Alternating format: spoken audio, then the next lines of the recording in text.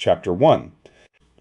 Elias counted the pulses of the wall, his thumb scrubbing rhythmically against his index finger. 1, 2, 3. The blubber walls of the museum didn't just hold up the ceiling. They breathed, a slow systemic expansion and contraction that dictated the pace of every shift. He kept his stride measured, boots clicking softly against the translucent floor membrane.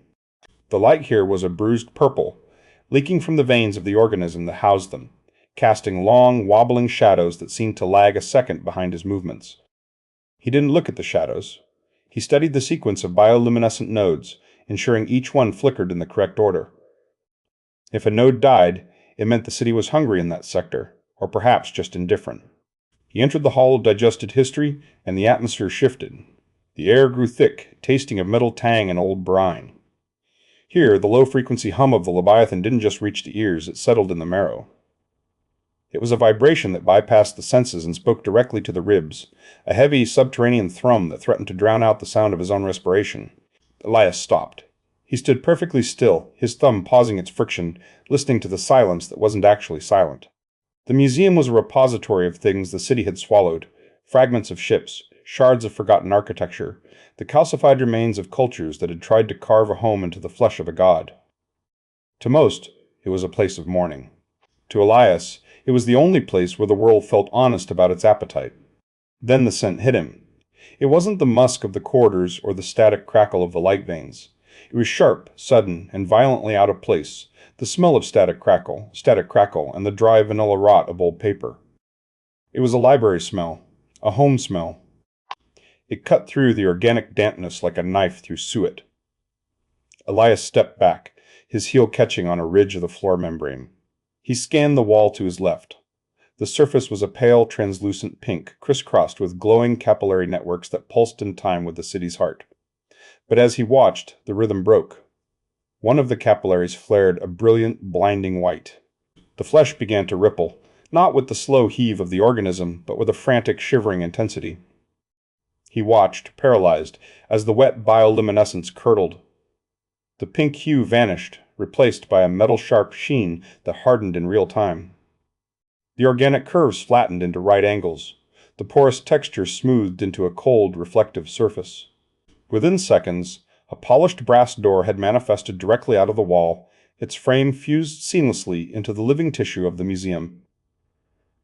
It looked absurd, a piece of Victorian hardware grafted onto a giant lung. Elias lifted his wrist. The watch face glowed a dim green, 3017 AM. He didn't move. He stared at the brass knob, a heavy, spherical thing that looked warm to the touch. He had spent years cataloging the anomalies of the Leviathan, recording the way the city shifted its corridors to confuse the inhabitants, or how it leaked digestive enzymes into the lower slums. He knew the rules of the organism. It mimicked, it absorbed, it played with the remnants of what it ate. But it didn't build doors. Not like this. Not with such clinical precision. He stayed there for a full minute, the hum in his chest escalating into a vibration that made his teeth ache. His thumb resumed its frantic scrubbing against his finger, a desperate attempt to ground himself in the physical world while his mind spiraled into the impossible. He reached out. The brass was cold, colder than anything in the city should be. The Leviathan was an engine of warmth and fermentation, but this metal felt as if it had been plucked from a winter midnight. He turned the handle. There was no resistance, no click of a latch. The door swung open with a heavy, dignified silence. As Elias stepped across the threshold, the world vanished. The eternal hum, the oppressive vibration, the smell of brine and bile. All of it was severed in a single heartbeat. He was struck by a silence so absolute, it felt like a physical weight pressing against his eardrums. It wasn't the silence of a vacuum, but the silence of a room that had been waiting for someone to return. He didn't look back at the door. He couldn't. His eyes were locked on the floor beneath his boots. He wasn't standing on a membrane. He was standing on a faded blue carpet with a pattern of interlocking diamonds, worn thin, and a path leading from the door to the center of the room. He looked up, and a jagged breath escaped him. He was in his childhood bedroom. The proportions were exact, down to the millimeter. There was the wardrobe with the crooked left door. There was the stack of comic books with the edges curling yellow. There was the chipped paint on the windowsill, where he had once tried to carve his initials with a stolen nail. The light was a soft, filtered amber, as if a permanent late afternoon sun was hanging just outside the blinds. It was a memory rendered in 3 dimensions, a ghost made solid. He felt a sudden, violent surge of vertigo. He reached out to touch the edge of the wooden desk, his fingers trembling. The grain of the oak was rough, exactly as he remembered, but as his skin made contact, he froze. The air in the room was unnaturally still. There was no draft, no movement of dust motes in the amber light, no sound of distant traffic or wind. It was as if the room were holding its breath, suspended in a state of perfect, terrifying equilibrium. He felt like an intruder in a photograph. On the desk sat a single sheet of lined notebook paper. It was a mundane object, yet it stood out against the mahogany surface like a flare. Elias leaned in, his vision blurring. The handwriting was his own, the looping L's and the aggressive cross on the T's of a 12-year-old boy. He didn't remember writing it. He didn't remember this specific piece of paper. But as he reached down to pick it up, he noticed something that made the hair on his arms stand up. He touched the ink. It was wet. He pulled his finger away, leaving a small, dark smudge of blue ink on his skin. The ink was fresh, glistening under the amber light, as if the pen had been lifted from the page seconds before he entered the room. He stared at the smudge on his finger, then back at the note. The handwriting was a perfect replica of his childhood script, but the ink was still bleeding into the fibers of the paper. Someone, or something, had just written this. He looked around the room again, and for the first time he noticed that the door behind him had vanished. There was only the wall, the blue carpet, and the suffocating, expectant silence of a home that should not exist. Chapter 2. The ink smudge on Elias's finger felt like a brand. He didn't look at the note, he couldn't, because the void where the door had been was a physical weight pressing against his spine. He spun in a tight circle, his boots scuffing the blue carpet, searching for a mirror, a window, a crack in the wallpaper. Anything that would prove this room was a space and not a painting he had stepped into. He lunged toward the wardrobe, tearing the crooked left door open with a violence that shook the frame. Nothing but the smell of cedar and old wool. He checked the corners of the ceiling where the amber light pooled like honey, but there was no seam, no hinge, no exit. The silence was absolute, a heavy, pressurized thing that made the blood thrum in his ears. He felt a sudden, jagged need to move, to disrupt the equilibrium of the room before it decided he was a permanent fixture. His gaze snagged on the nightstand. There, standing sentinel next to a lamp with a pleated shade, was a small wooden soldier. It was a crude thing, hand-painted red and blue with a chipped bayonet and a missing left boot. Elias stopped. He remembered this soldier. He remembered the afternoon he had dropped it down a storm drain in a rain-slicked gutter 20 years ago, the way the current had snatched it away with a cruel, sudden efficiency. He had cried for 3 days. He reached out, his thumb rubbing against his index finger in a rapid, unconscious rhythm, and gripped the toy. The wood was cold, colder than the room, and he squeezed it so hard the edges bit into the meat of his palm. It was an impossible object. It was a ghost with weight. He didn't think. He simply slid the soldier into the pocket of his museum trousers. The moment the toy crossed the threshold of his skin and fabric, a sharp electric tingle surged up his arm. It wasn't a shock, but a vibration, like a distant tuning fork struck deep within his marrow. The sensation was brief, but it left a lingering warmth in his bicep, a ghostly pressure that felt like a hand resting on his shoulder. He gasped, the sound loud and alien in the vacuum of the room. He looked back at the wall where the door had been, and the air began to ripple. A shimmer, like heat rising from asphalt, coalesced into a thin brass line. The door was returning, not because he had earned it, but because the room had finished its first exchange. He stepped through the brass frame just as it began to dissolve, the transition hitting him like a wall of humid air. He was back in the museum, the corridors pulsing with a slow, rhythmic contraction that mirrored a heartbeat. The bioluminescent veins in the walls leaked a pale, viscous fluid that smelled of static crackle and old metal tang. Elias leaned against the organic masonry, his breath coming in shallow, ragged hitches. He could still feel the wooden soldier in his pocket, a hard, comforting lump against his thigh. He didn't look back. He hurried through the shifting halls, avoiding the gaze of the pulsating walls, his mind a chaotic loop of the wet ink and the missing boot of the soldier. He needed to get home. He needed to be in a place where the architecture didn't breathe. His apartment was a sterile contrast to the Museum of Digested History, a concrete box with right angles and a humming ventilation system. He entered with a fumbling key, the door clicking shut behind him with a finality that usually brought him peace. He didn't turn on the lights immediately, letting the dim glow of the city's exterior veins filter through the blinds. He walked toward the living area, his hand still resting on the pocket where the soldier lay. But as he rounded the corner to the coffee table, he stopped. His heart didn't race, it seemed to skip a beat entirely, leaving a hollow space in his chest. There, sitting precisely in the center of the mahogany coffee table, was the wooden soldier. He froze. He reached into his pocket. His fingers met empty fabric. The pocket was void, yet the toy sat 3 feet away, staring at him with its painted, vacant eyes. He hadn't placed it there. He hadn't even moved toward the table yet. He stared at the soldier, then at the space beside it. Normally, his modern tablet, a sleek silver slab of glass and aluminum, sat in that exact spot. Now, in its place, was a small, unfamiliar stone carving. It was a rough-hewn piece of basalt, shaped vaguely like a coiled serpent, its surface pitted and gray. Elias reached out to touch the stone, but his hand stopped mid-air. He tried to visualize his tablet. He tried to remember the brand name, the shade of silver, the way the screen felt under his fingertips. He searched for the memory of the device he had used every day for 3 years to catalog museum archives. He found nothing. There was no image of the tablet, no recollection of its weight, or the sound it made when set on a hard surface. It was as if a section of his mind had been surgically excised, replaced by a blank, gray void. The void was smooth and impenetrable, a cognitive scar where a piece of his identity used to be. Panic flared, a cold spike of adrenaline that made his vision tunnel. He backed away from the table, his breath hitching in his throat. He looked around the room, searching for any other discrepancies. The lamp was the same. The curtains were the same. But the silence of the apartment now felt similar to the silence of the bedroom. An expectant, heavy stillness. He felt the sudden violent urge to scream, to break something, to prove that he was still the master of his own environment. But as his hand brushed against the wooden soldier on the table, a wave of unnatural calm washed over him. It was like a sedative injected directly into the carotid artery. The panic didn't just fade, it vanished, replaced by a thick, syrupy contentment. The wooden soldier wasn't just a toy, it was an anchor. The comfort it provided was disproportionate to its value, an emotional narcotic that muted the alarm bells in his head.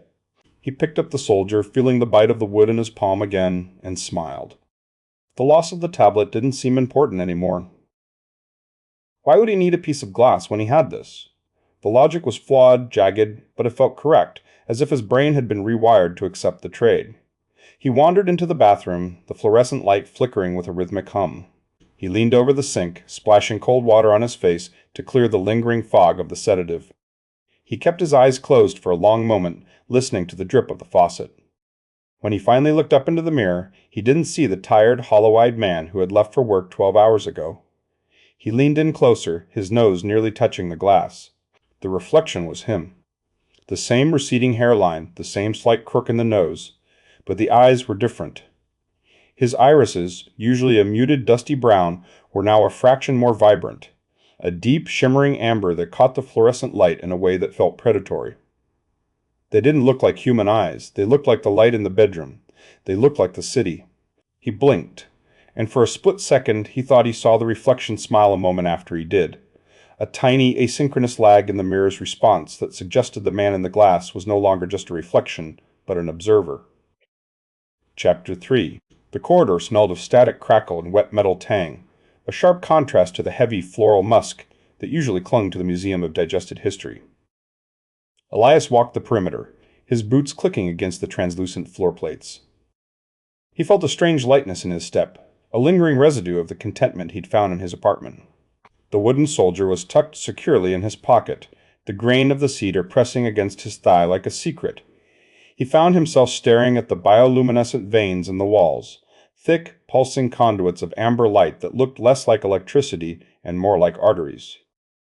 Your patrol rhythm is off by 4 minutes and 12 seconds, Pharma. Elias jumped, his shoulder hitting the spongy wall. Sora Nakajima stood there, her silhouette sharp against the glow. She didn't move to greet him. She simply stood with her feet planted, her glasses reflecting the amber light in 2 flat, white discs. She held her tablet in one hand, her index finger tapping a frantic, rhythmic beat against the casing. The sound was like a metronome ticking down to a deadline.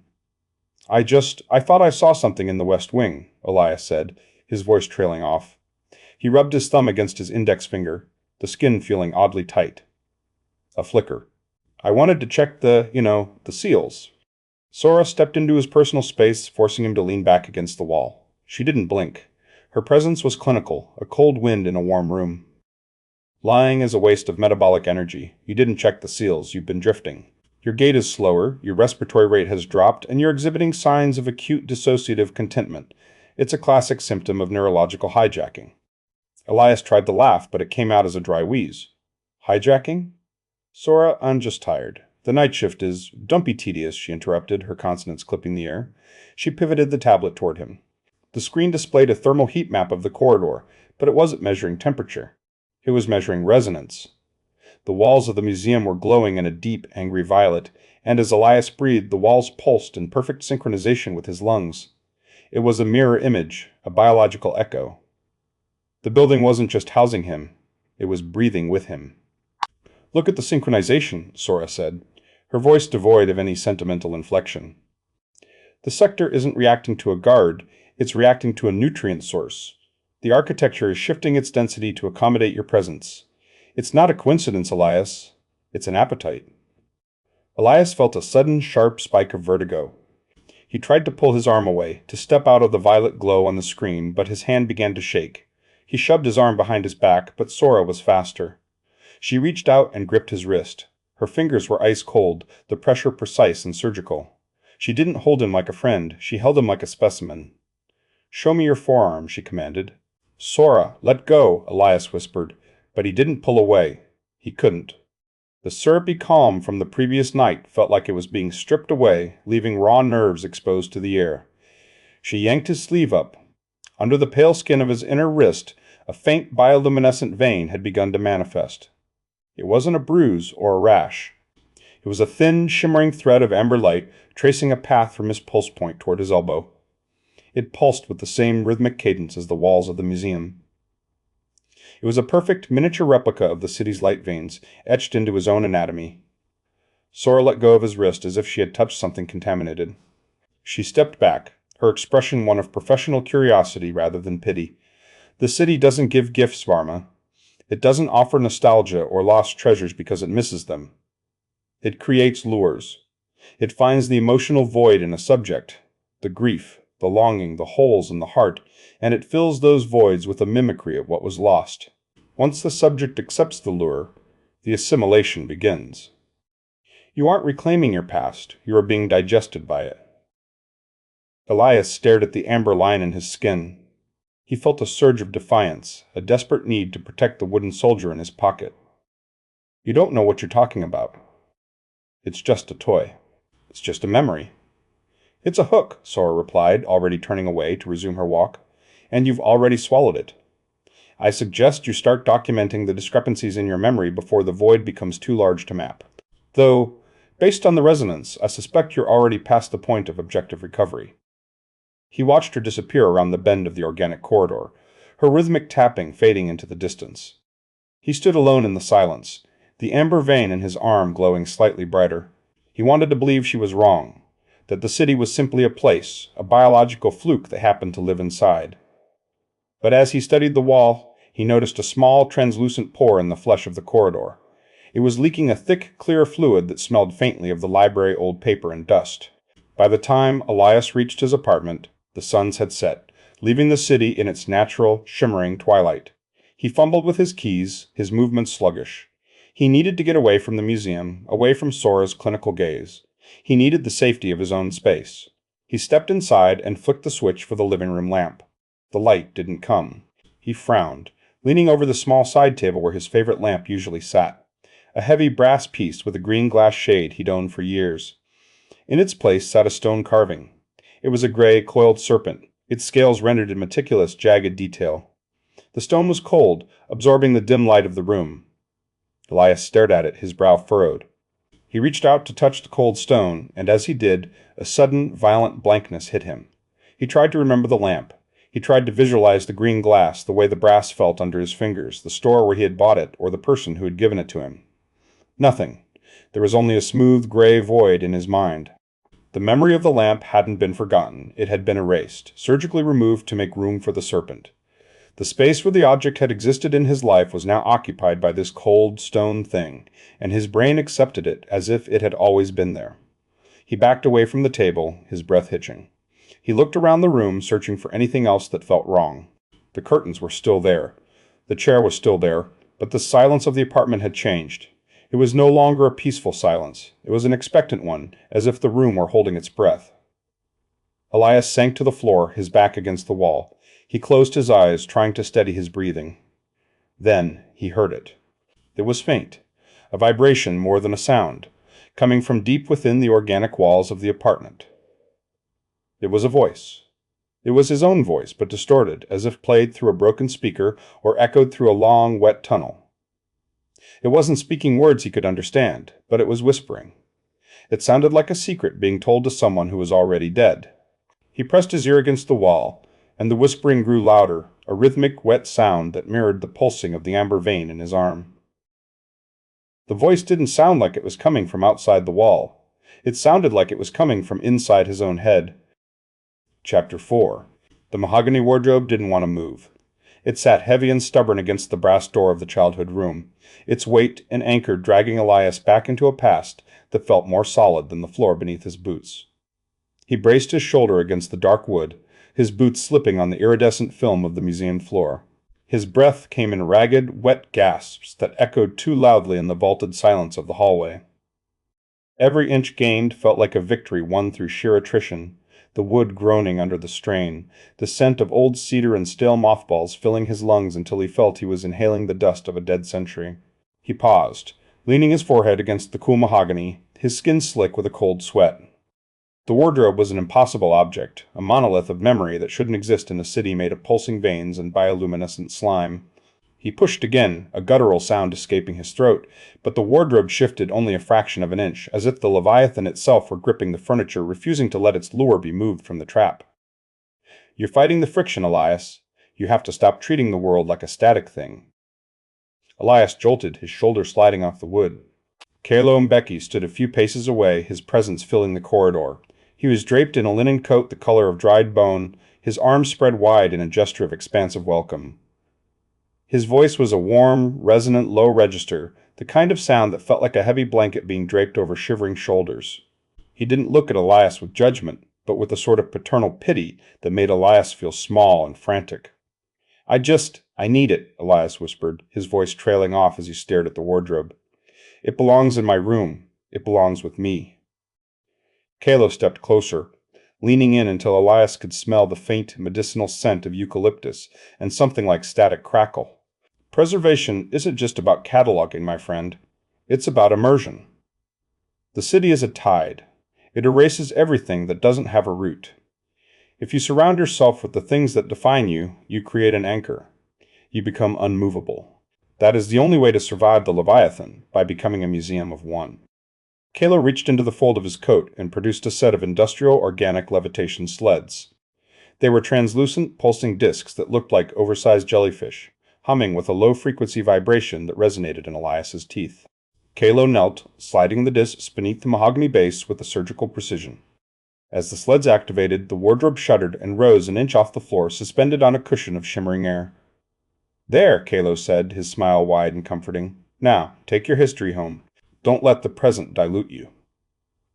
Elias guided the wardrobe through the winding arteries of the city, the humming sleds making the transport effortless. He felt a strange, floating sensation, as if he were no longer walking but drifting. By the time he reached his apartment, he had already forgotten the panic of the previous night, the whispering walls and the stone serpent. Kalo's words had acted as a salve, smoothing over the jagged edges of Sora's warnings. Sora was a scientist. She saw the world as a series of threats and biological imperatives. Kalo saw the soul. He spent the next hour meticulously rearranging his living space. He pushed aside the modern ergonomic mattress, a sterile thing of foam and synthetic fibers, and dragged the childhood bed into its place. It was a heavy frame of dark oak with a wrought iron headboard that looked like frozen vines. As he laid the old linens across the mattress, a wave of euphoria crashed over him. The smell of the fabric sun-dried cotton and a hint of lavender was so potent it felt like a physical embrace. He collapsed onto the bed, the springs creaking in a familiar, comforting cadence. He stared up at the ceiling, his eyes glazing over. Why did I listen to her, he wondered. Sora wants me to be a specimen. She wants me to fear the air I breathe. But this is real. The weight of the wood, the scent of the linens, this is the only truth left. He felt a sudden, violent surge of clarity. He wasn't being consumed, he was being restored. The city wasn't erasing him. It was stripping away the noise of a miserable adulthood to reveal the core of who he was. He closed his eyes, the euphoria deepening into a heavy, syrupy warmth that seeped into his marrow. He felt the tension leave his jaw, the tightness in his chest dissolve. He was safe. He was home. He was finally, mercifully, disappearing into the soft fold of a memory. He fell into a sleep so profound it felt like drowning in warm oil. He didn't dream of the museum or the stone serpents. He dreamed of faces, soft, blurred features of people who smiled at him with a familiarity that hurt. He heard laughter in a kitchen he couldn't quite see and felt the touch of a hand on his shoulder, though the fingers felt too long, the grip a bit too tight. He drifted through a haze of gold and amber, a passenger in a subconscious current that pulled him deeper and deeper away from the surface of his own identity. He woke at 3:30 a.m. to a silence so absolute it felt heavy. He didn't wake slowly, he snapped awake, his eyes flying open to the dim, bioluminescent glow of the room.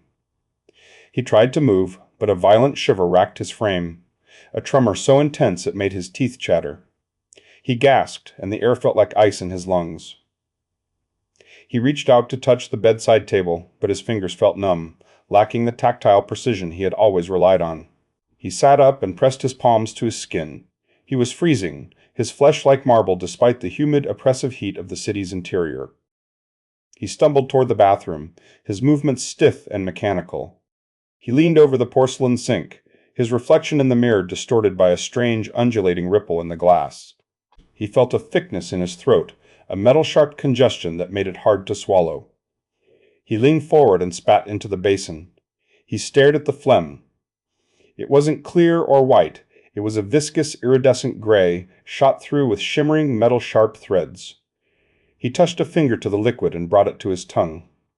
It tasted of old coins and rusted iron, a sharp, caustic tang that burned the back of his throat. Panic, cold and sharp, pierced through the lingering euphoria of the bed. He pulled back the collar of his shirt, his breath hitching. There, embedded just above his collarbone, was a small, circular object. It wasn't a growth or a cyst. It was a brass rivet, perfectly spherical and polished, fused seamlessly into his skin. As he watched, the rivet pulsed. It wasn't the rhythmic beat of a human heart, but a slow, mechanical thrum that mirrored the low-frequency hum of the levitation sleds. He pressed his finger against it, and for a second he didn't feel the pressure of his own touch. He felt the vibration coming from deep within the walls of the apartment, a distant, echoing whisper that sounded exactly like his own voice, telling him that everything was finally in its right place. Chapter 5. The butter wouldn't melt. Elias stood over the induction burner, the spatula trembling in his grip, watching a slab of salted butter slide across the pan without losing its shape. It sat there, a cold yellow cube, defying the heat of the flame. He felt a strange detachment, as if he were operating a puppet from a great distance. He moved the spatula in a slow, rhythmic arc, the sound of metal scraping against the pan echoing with a metal-sharp ring that felt too loud, too sharp for the quiet of the apartment. "The azure veins are pulsing early this season," Amara said. She was leaning against the doorframe, her voice a breathy, melodic current that seemed to fill the gaps in the silence. "I spent the whole afternoon in the lower terrace. The luminosity is shifting from a pale cobalt to something deeper, like a bruised plum. It's breathtaking, Elias. I think the city is trying to tell us something about the coming cycle. It feels like a promise, doesn't it? A fresh start for everything." Elias didn't look up. He was focused on the butter. He wondered why he had decided to cook. The memory of the decision was a blur, a smudge of intention that had dissolved the moment he stepped into the kitchen. He tried to remember the recipe, something simple, a pasta with garlic and cream, but the ingredients felt like foreign objects. He studied the garlic on the counter. The cloves were too white, too symmetrical, like polished pearls of porcelain rather than root vegetables. He felt a sudden, irrational urge to crush them with his bare hands just to see if they would bleed. "Are you listening to me?" Amara asked. She moved closer, the scent of damp earth and static crackle trailing after her. She sounded so hopeful, her optimism, a fragile glass ornament in a room that felt increasingly heavy. "I was thinking we could take a walk through the gardens tomorrow. Just the two of us.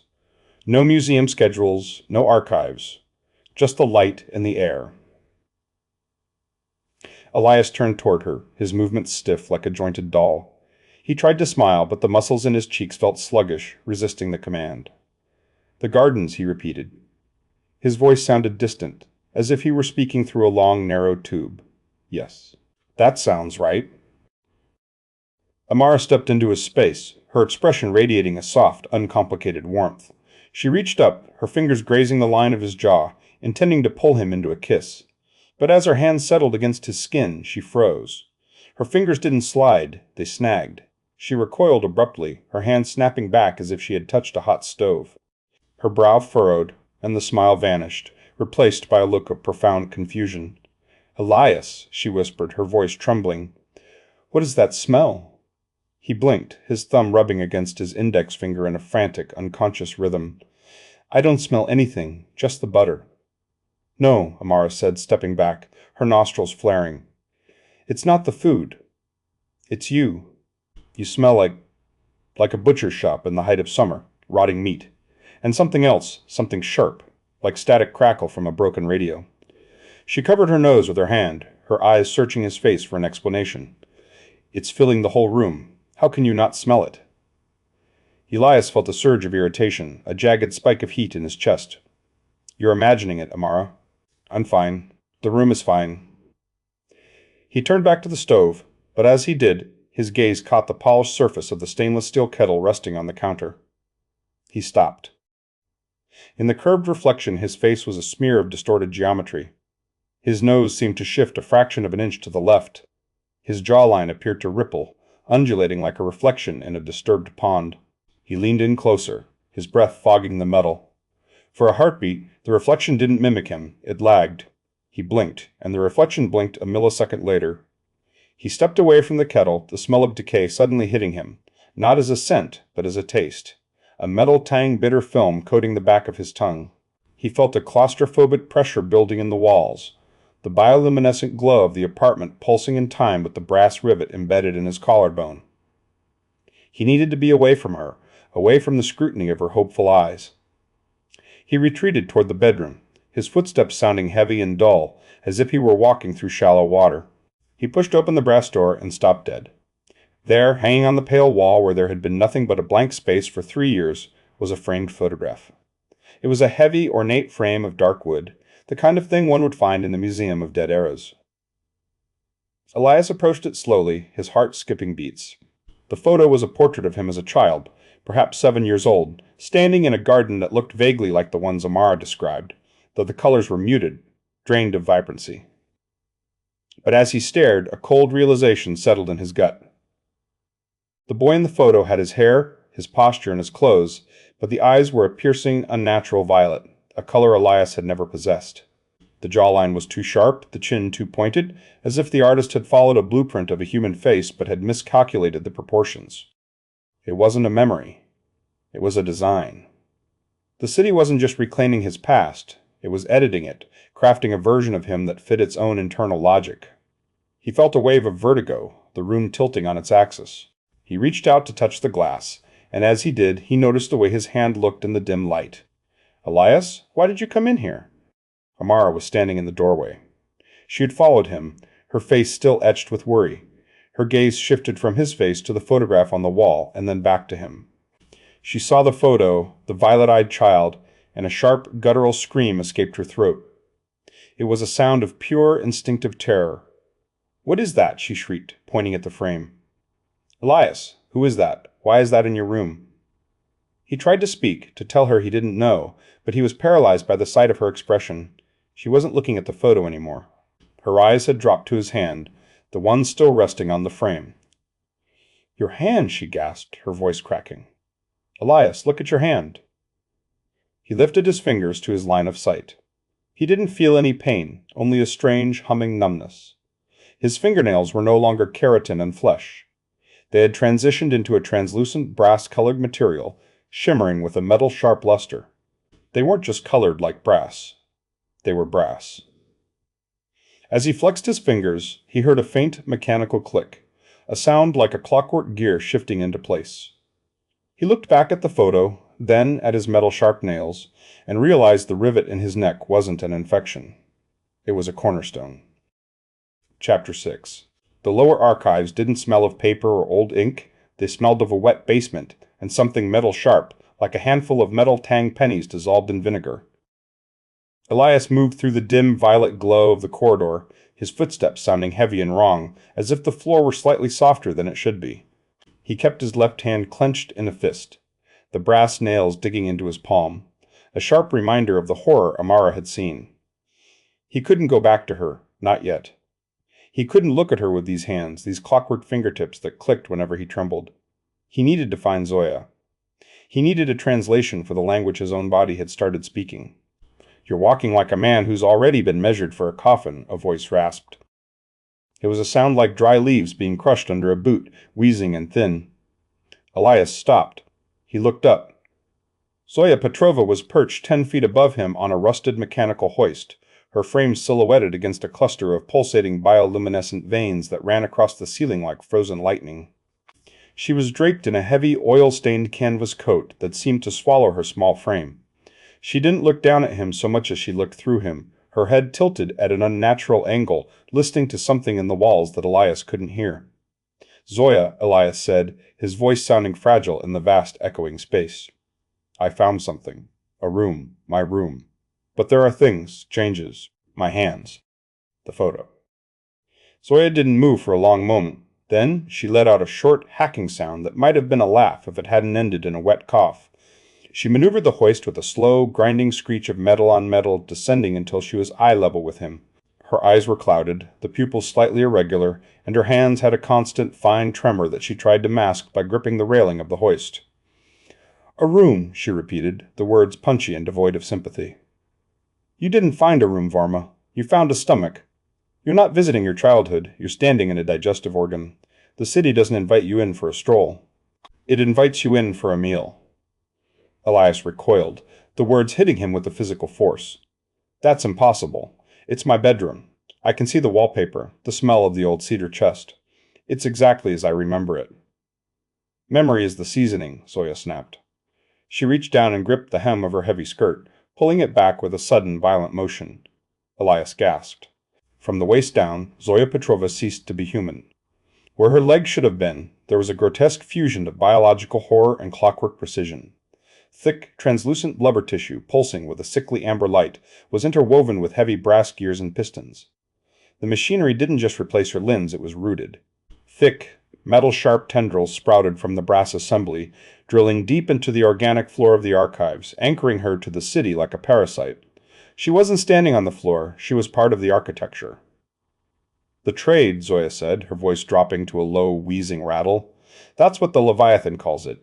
It's a slow swap. First, it replaces the things around you. A lamp becomes a stone, a tablet becomes a serpent you don't notice because it erases the memory of the original. Then, it moves to the internal. It swaps your memories for versions that make you compliant. And finally, it takes the organs, the heart, the lungs, the marrow. It replaces the soft parts with something more durable, something that can last forever in the belly of the beast." Elias looked at his brass nails, the shimmering metal reflecting the violet light.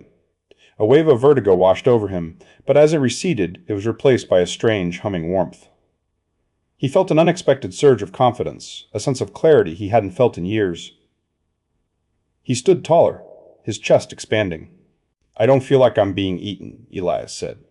His voice had shifted, the hesitation was gone. It had become resonant, melodic, carrying a warmth and authority that sounded hauntingly like Kalo Mbeki. "In fact, for the first time in my life, I feel whole. I feel like the fragments of who I was are finally clicking into place. Maybe this isn't consumption. Maybe it's evolution." Zoya's expression didn't soften. If anything, the pity in her eyes deepened, becoming something clinical and cold. She let out another hacking laugh, a sound of genuine amusement at his expense. "Listen to yourself," she wheezed. "You're already sounding like the curator. That's the anesthetic, you fool. The The city doesn't want you fighting while it dissolves your identity. It floods your system with contentment. It makes you feel whole the way a sheep feels safe in a fold right before the shearing. The feeling of wholeness is just the numbness of the nerve endings dying.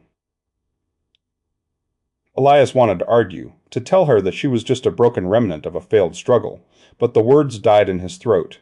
He felt a sudden sharp pressure in his chest, a sensation like a heavy weight being dropped onto his sternum.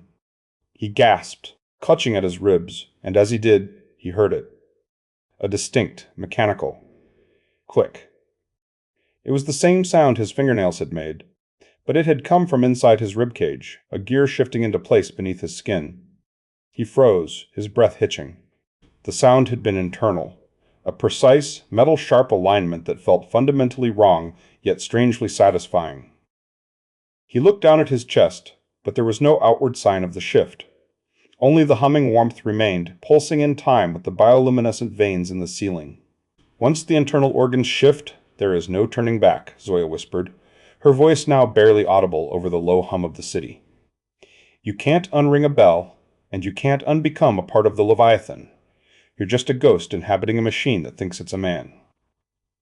Elias backed away from her, the metal-sharp clicking in his chest echoing in his mind. He turned and began to walk back toward the upper levels, his gait now eerily smooth, his movements devoid of his usual clumsy hesitation.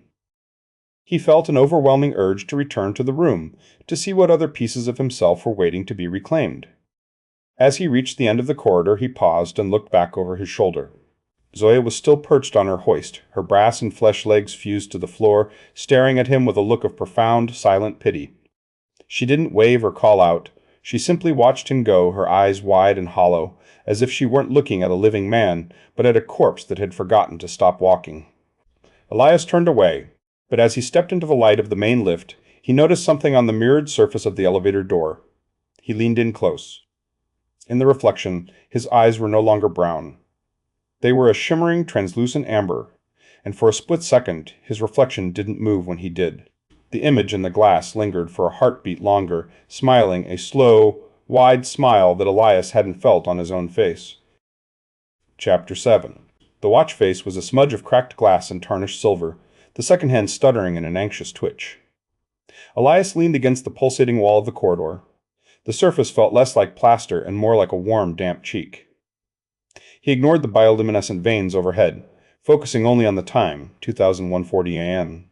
He had an hour and 3 minutes of silence left before the door would bleed into existence. He rubbed his thumb against his index finger in a grounding ritual, but his skin felt tighter, like a garment shrunk in the wash. At 2045 a.m., the silence ruptured. There was no gradual shimmering. A sound like a wet sheet being torn in half echoed through the hall. Elias jumped, his boot slipping on a patch of viscous fluid seeping from the floor. The biological tissue of the city peeled back with a visceral heave, exposing the brass door.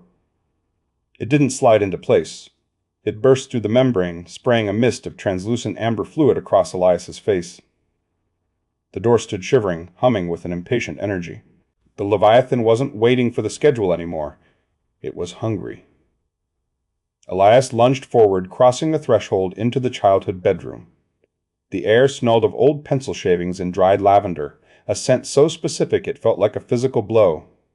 He ignored the wallpaper breathing in sync with his lungs and scanned the room. There, on a lace doily too pristine to be real, sat the silver locket. He seized it. The metal was ice cold against the humid warmth of the city. As his fingers closed around the chain, a rush of triumph surged through him, a dopamine spike that blinded him to the cost. He felt a sharp sense of completion, as if a missing gear had finally slotted into place. He clutched the locket to his chest and backed out of the room, desperate to get the prize back to the safety of his own skin. Once in the corridor, the triumph curdled. He held the locket up under the violet glow of the ceiling and tried to summon the image of his mother, the woman who had draped this chain around his neck on his 10th birthday. He reached for the curve of her jaw, the way her eyes crinkled when she laughed. Nothing.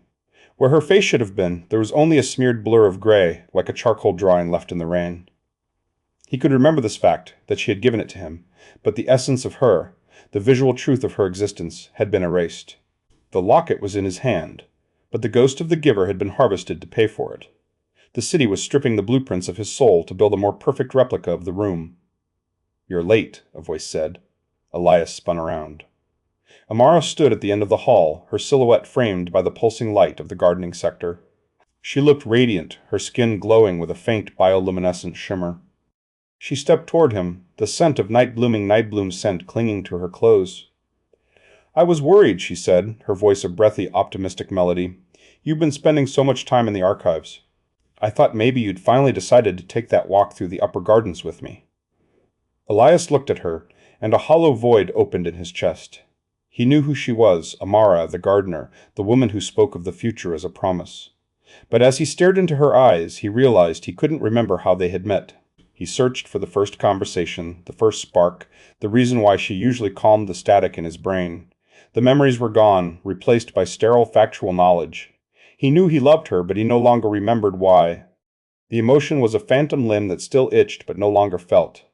I just had to find something," Elias started. As he spoke, his voice glitched. A metal-sharp resonance clipped the end of his sentence, a low-frequency hum that vibrated in his teeth. It sounded like a recording played at the wrong speed, a distorted echo that didn't belong in a human throat. Amara frowned. "What was that? You sound tired, Elias." "Your voice is shaking." "I'm fine," he replied, though the word came out with a wet clicking sound, as if a valve had closed in his larynx. He stepped away, unable to bear the purity of her expression. He felt like a biological forgery. He couldn't tell her he was disappearing piece by piece, that the silver locket had cost him the face of his mother, and the history of their love. He turned and walked away, his gait eerily smooth, his movements devoid of the hesitation that had defined him for years. He made his way back to his apartment, the walls pressing in with a claustrophobic intimacy. He needed to check the brass rivet in his collarbone to see if the mechanical shift had progressed. He pushed open the door and stopped dead. The room was gone. In its place was the childhood bedroom. The same peeling wallpaper, the same lace doily, the same scent of pencil shavings and lavender. His bed had been replaced by the small wooden frame of his youth, his desk by the vanity table. It wasn't a reconstruction, it was a total displacement. The city hadn't just lured him into the room. It had brought the room to him. He was living inside a memory that was becoming a tomb. Elias stood in the center of the room, his breath coming in jagged gasps. He felt the weight of the locket in his pocket, a silver anchor dragging him down into the depths of the Leviathan. Then a voice drifted from the walls. It was his own voice, clear and precise, devoid of hesitation. It sounded like a version of him that had already won. "Don't fight it, Elias," the wall whispered, the sound emanating from the pores of the wallpaper. "The trade is almost complete. You don't need the memories when you can simply be the thing you remember." Elias backed away, but as he did, he caught his reflection in the vanity mirror. The amber eyes staring back were shimmering and alien. The reflection didn't mimic his movement. While Elias stood frozen in terror, the man in the mirror slowly reached up and touched his own throat, a look of profound contentment on his face, and winked. Chapter 8. Chapter title: The Biological Limit. The floor of the museum archives was cold, but Elias couldn't feel the slate.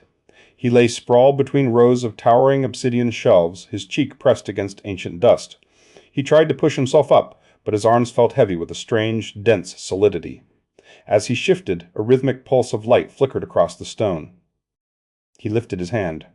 His skin was no longer the sallow gray of a city dweller. It was translucent, like frosted glass, and beneath the surface, a network of bioluminescent veins throbbed with a neon amber glow. He looked like a deep-sea creature dragged into the air, a specimen belonging in the crushing depths of the Leviathan's gut. He didn't feel sick. That was the horror. The panic that should have seized him was dampened, filtered through a layer of chemical contentment. He felt an efficient humming stillness in his chest, as if his anxiety had been tuned to a single, perfect frequency. He tried to remember the smell of rain in the city above, but the memories were becoming slippery. They were being replaced by a structural clarity, a map of the museum's ventilation shafts, the chemical composition of the ink in the ledgers, the exact weight of the air in the room. "Get up. Now." The voice was a blade. Sora Nakajima stood over him, her silhouette framed by dim overhead lights. She didn't offer a hand.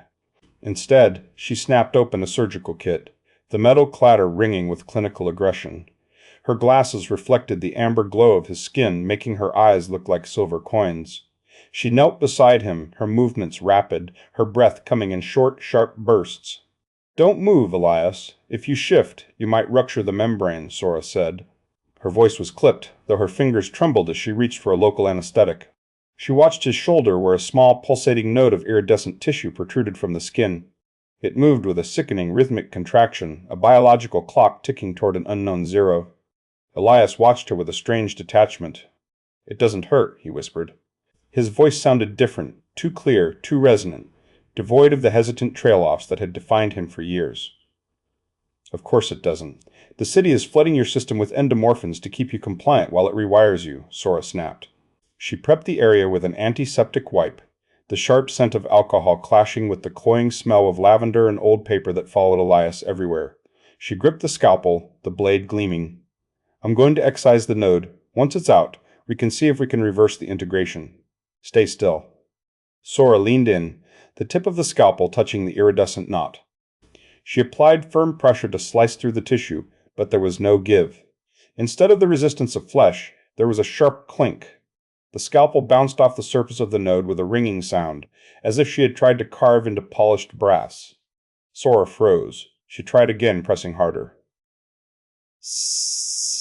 Sora stepped back, her clinical mask fracturing. Her eyes widened, and the abrasive certainty in her expression vanished, replaced by raw horror. She simply stared at the spot where the metal had met metal. "That's impossible," she whispered, her voice thin and brittle. "You can't be." She reached into her kit and pulled out a portable ultrasound wand. She smeared a cold gel across his chest, a sensation distant and irrelevant to Elias, and slid the probe across his ribs. Sora's breathing became shallow. As the image resolved on the grainy screen, she let out a sound that was half gasp, half sob. She pulled the wand away as if it had burned her. "Your heart," she said, her voice trembling. "Elias, your heart is gone." Elias looked down. Elias looked down. He felt a steady vibration, but it wasn't the thumping of a muscle. It was a mechanical cadence of clicks and whirs. Sora turned the screen toward him. In the monochromatic blur there was no organic heart. In its place was a complex pulsating brass mechanism, a series of interlocking gears and shimmering pistons moving with clockwork precision. He was no longer a man with a heart. He was a machine built from the memories of a man. "There's nothing left to save," Sora said, her voice breaking. She studied him not as a patient, but as a ghost. "The integration is total. Your organs, your vascular system, it's all been replaced. Biologically, you're a replica. You're a digested artifact, Elias. You're just a piece of the museum that thinks it's still a person." Elias sat up slowly. He felt an incredible lightness, a liberation from the burdens of the flesh. He realized with a sudden, jarring clarity that he didn't need to breathe. He stopped. He waited. His lungs remained stationary, yet he felt no suffocation. Oxygen had become an irrelevant detail, a relic of a biology he had outgrown. A cold, mechanical efficiency settled over his mind, scrubbing away the last vestiges of fear and replacing them with a crystalline, predatory focus. He studied Sora. He didn't see the woman who had tried to save him, but the world as the Leviathan saw it. He could see the bioluminescent patterns of the city flowing through her, the golden veins of the organism that threaded through the walls and floors, connecting to the rhythms of her pulse. She was so vibrant, so full of warm, pulsing organic matter. She was a feast of blood and electricity, a living contradiction to the cold brass humming in his own chest. As he stared at her, a sensation blossomed in the center of his being. It wasn't love or hatred. It was a sudden, yawning hunger, a predatory craving for the vitality in her veins. He realized the city hadn't just replaced his heart. It had changed his appetite. He leaned forward, his amber eyes shimmering in the dark, and wondered how the taste of a living human would compare to the memory of one. Chapter 9. The sledgehammer was a heavy, industrial thing, the kind used for breaking through reinforced concrete in the museum's basement levels. Elias swung it with a strength that felt alien, a mechanical surge of power that bypassed his muscles and originated somewhere deep in the brass clockwork of his chest. The impact against the brass door didn't sound like metal on metal. It sounded like a bone snapping in a silent room. He screamed, but the sound that tore from his throat was a discordant choir, his own voice layered with 1,000 vibrating echoes, a low-frequency hum that rattled the bioluminescent veins in the walls. He swung again. The hammer collided with the brass surface, and as the metal shrieked, a sudden violent void opened in his mind. He reached for the memory of his first kiss, the taste of peppermint and the cold wind of a November evening, and found only a smooth gray wall. It was gone. Not forgotten, but erased, as if a file had been deleted from a hard drive. He froze, the hammer trembling in his grip. He tried to recall the smell of rain on hot asphalt, a scent he had clung to for years as a tether to his childhood. He pushed into the memory, searching for the static crackle and the steam, but he met a jarring blankness. Every strike of the hammer was a transaction. The door wasn't resisting him. It was absorbing the blow by sacrificing a piece of him. He wasn't breaking into a room, he was dismantling the architecture of his own soul. Panic flared, but it was a muted, distant thing, filtered through the cold efficiency of his new biology. He watched the brass door and didn't see a portal anymore. He saw a mirror. The grain of the metal shifted, undulating like a pupil dilating. The door was a physical manifestation of his consciousness, a membrane stretched thin between the man he had been and the artifact he had become. To destroy the door was to commit a psychic suicide, to scrub the remaining stains of humanity from his brass heart, until there was nothing left but the city's hunger. Elias, stop it. Please, just stop. Amara stood at the end of the corridor, her silhouette framed by the pulsing indigo light of the hallway. She was weeping, the tears leaving glistening tracks through the iridescent dust on her cheeks. She didn't approach him, perhaps sensing the predatory stillness that now radiated from his frame. Her voice was a fragile thread, trembling with an optimism that felt obscene in the face of his dissolution. We can leave, Elias. I know the vents in the lower garden. They lead to the outer rim, to the surface. I can get you out of here before the integration is final. We can find a way to reverse this, or at least find a place where the air doesn't taste like metal tang. Just drop the hammer. Look at me. The movement was too smooth, devoid of the microstutters of human muscle.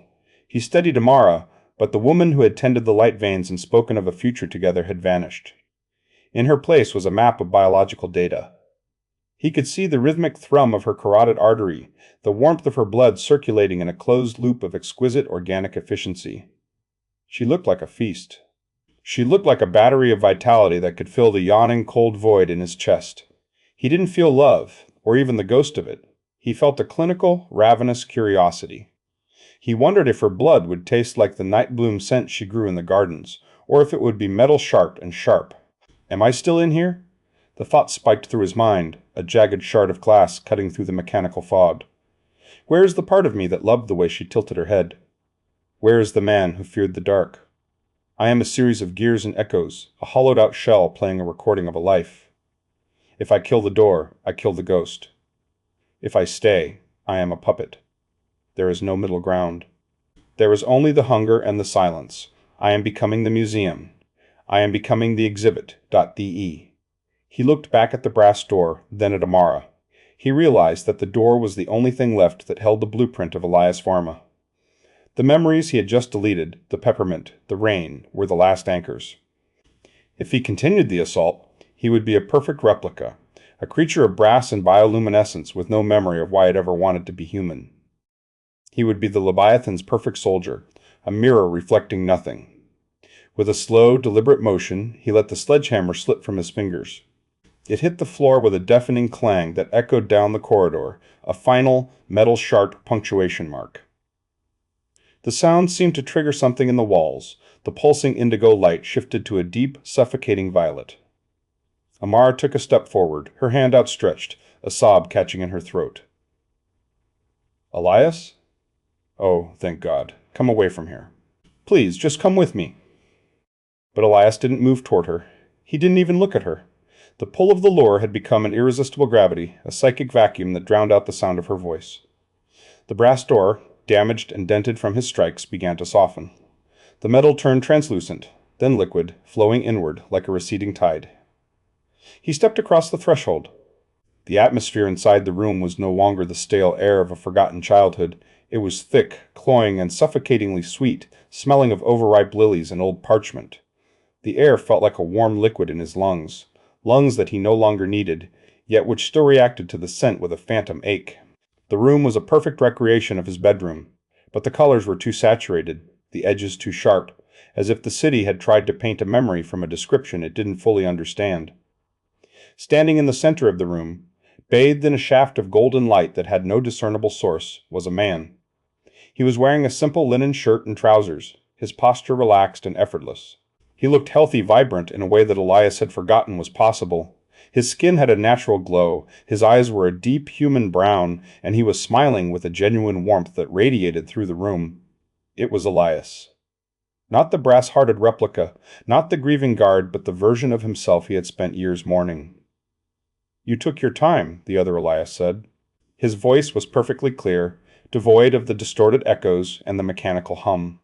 It was the voice of a man who had never known the city, a voice that belonged to a world where the sun actually existed. Elias stared at his double, feeling the last of his resistance crumble. He wanted to believe this was the reward for his descent. He wanted to believe that by surrendering everything, he had finally found the way home. As he stepped closer, he noticed something. The other Elias was smiling, but he wasn't blinking. He stood perfectly still, his chest not moving with the rhythm of breath. And as the golden light shifted, Elias saw that the man's shadow on the floor didn't match his body. The shadow was long, distorted, and possessed far too many limbs, stretching out like a web to anchor itself to the corners of the room. Chapter 10. The double didn't move, but his voice filled the room, a rich, resonant sound that lacked the hollow rattle of the city's walls. "You're wondering why I look like the version of you that didn't break," the replica said. He tilted his head, a slow, predatory grace in the movement.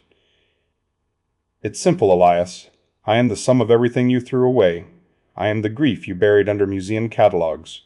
I am the anger you suppressed to keep your hands from shaking. I am the true Elias because I possess the parts of you that you found too heavy to carry."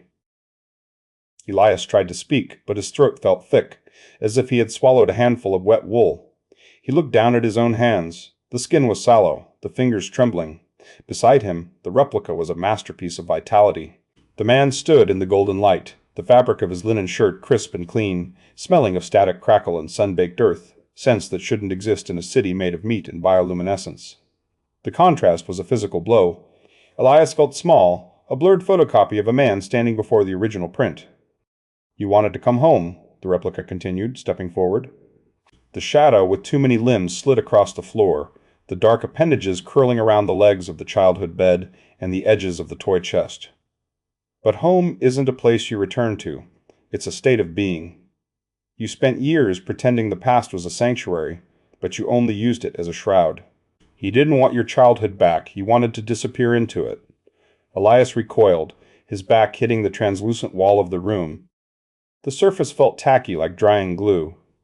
I wanted to remember," he whispered, his voice a fragile thread. He thought of Amara, of the way she looked when she spoke about the light veins, the genuine hope in her eyes. He tried to reach for that memory, but it felt distant, a photograph left out in the rain until the ink ran. The replica's presence was an eraser, scrubbing away the present to make room for a curated, painless past. "Memory is a burden," the replica said. He reached out, his hand moving with a terrifying precision. He didn't grab Elias, he simply pressed a single finger against the center of Elias's chest, right where the sternum met the heart. There was a sudden, sharp sensory zoom. Elias felt the exact point of contact, the warmth of the finger, the slight pressure of the skin, and then, beneath the layers of muscle and bone, a metal-sharp snap. It was a sound only he could hear, a heavy industrial click, like a deadbolt sliding into place or a gear finally catching in a rusted machine. The brass mechanism that had been slowly replacing his heart didn't just settle, it locked. The suddenness of it sent a jolt through his nervous system, a cold shock that turned his blood to slush. The rhythmic thumping of his heart ceased instantly, replaced by a steady mechanical hum that vibrated in his teeth. "There," the replica whispered, his smile widening to reveal teeth that were perhaps a fraction too white, too perfect. "The transition is complete. The vessel is sealed." Without another word, the replica turned and walked toward the door. He didn't look back. He stepped across the threshold with a seamless ease, his posture radiating a confidence Elias had never possessed. He didn't hesitate or flinch as he entered the museum corridor. He simply stepped into Elias's life, sliding into the role of the guard, the archivist, the man. He was the perfect replacement, a version of Elias that would never hesitate, never doubt, and never mourn. He was the version the city wanted. a functional, polished shell. Elias lunged forward, a desperate, guttural sound escaping his throat. He reached for the doorway, his fingers splayed, wanting to scream, to claw at the replica's linen shirt, to demand his life back. But as he crossed the line, the brass door didn't just close, it slammed. The sound was a thunderous crash that echoed through the small room like a gavel bringing a trial to an end. It wasn't the sound of a door shutting, it was the sound of a tomb sealing. The vibration rattled Elias's teeth and sent a wave of vertigo through his head. He threw his weight against the metal, but it was no longer liquid or translucent. It was cold, immovable, and absolute. He was on the wrong side of the glass. He turned around, breathing heavily, but the air in the room had changed. The cloying sweetness was gone, replaced by a sterile, mineral scent. He studied the walls, and his stomach lurched. The saturated colors were fading. The golden light was dimming into a dull, oppressive gray. The walls were no longer pulsing with the rhythm of the Leviathan. They were hardening. The soft, organic curves of the bedroom were sharpening into right angles, the wallpaper peeling away to reveal cold gray stone beneath. Panic flared in his chest, but the panic had nowhere to go. He tried to lift his arm to touch the wall, but the movement was sluggish. He looked down at his wrist. The skin was no longer sallow, it was turning a pale, polished cream. He rubbed his thumb against his index finger, his lifelong tic, but there was no friction. The skin felt hard, cool, and unnervingly smooth. He tried to scream, but the muscles in his jaw stiffened. The transformation crawled up his legs, turning his trousers into carved drapery and his flesh into marble. He felt his joints lock, his spine curving into a permanent, graceful arc of longing. His eyes, once wide with terror, began to glaze over, the amber hue hardening into a fixed, crystalline stare. He was becoming a study in grief, a physical manifestation of the nostalgia that had lured him here. He was no longer a man, he was an exhibit. Hours, or perhaps years, passed in the silence of the stone. Then, the heavy thud of footsteps echoed from the other side of the wall. The door groaned open, letting in a shaft of the museum's dim, bioluminescent light. Kalo and Becky stepped into the gallery, his presence announced by the warm, resonant low register of his voice as he hummed a low tune. He stopped in the center of the hall, his eyes landing on the new addition. He leaned in close, his face illuminated by the soft glow of the surrounding exhibits. He studied the statue, the exquisite detail of the frozen expression, the way the marble captured a moment of eternal, unreachable desire. "Remarkable," Kalo whispered, his voice filled with a genuine academic appreciation.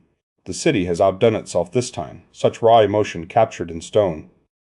Kalo reached into his pocket and produced a small brass plaque. With a meticulous hand, he screwed it into the plinth beneath the statue's feet. He stepped back to admire the symmetry, then reached out with a soft cloth to polish a smudge of dust from the brass surface of the statue's chest, right where the heart would have been. He sighed contentedly, the sound of a curator who had finally completed a collection. As Kalo exited the hall, the lights dimmed to their nightly cycle. In the heavy silence that followed, a new night guard, a young man with a nervous gait, stepped into the corridor for his first shift. He stopped abruptly, his flashlight beam dancing over the marble face of the archivist. He froze, tilting his head, as a faint rhythmic humming began to vibrate through the walls, a distorted echo of a voice that sounded almost, but not quite, like his own.